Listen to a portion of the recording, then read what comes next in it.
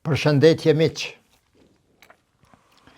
Nëse ushtria amerikane në gjirin persik do të ndalonte realisht dhe praktikisht anijet kineze të marrin naftë dhe gaz nga Irani, çfarë do të ndodhte? 1.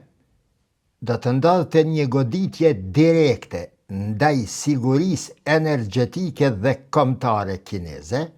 2. Një sfidë ndaj rolit të Kinës si fuqi në ngritje në lindjen e mesme. 3. Një sprovë mbi kufijtë e ligjit ndërkombëtar detar e ndoshta edhe të rënimit të tyre krejtësisht. Dhe 4.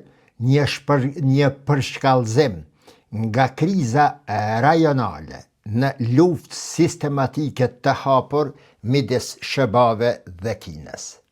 Megjithatë, parashikimi më i mundshëm deri në këto momente nuk është menjëherë ndonjë luftë frontale Kinë-SBA, por duke u nisur nga fillimisht presion energjetik global në çdo cep të botës.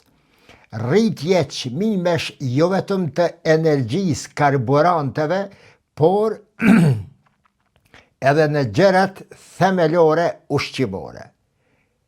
Pastaj, kundërpërgjigje kineze mbi ekonominë dhe diplomacinë amerikane, pastaj zgjerim i përplasjes së madhe SBA-Kinë dhe natyrisht rritje e rrezikut për ndonjë incident detar apo, siç thash, luftë e hapur midis Kinës dhe SBA-ve.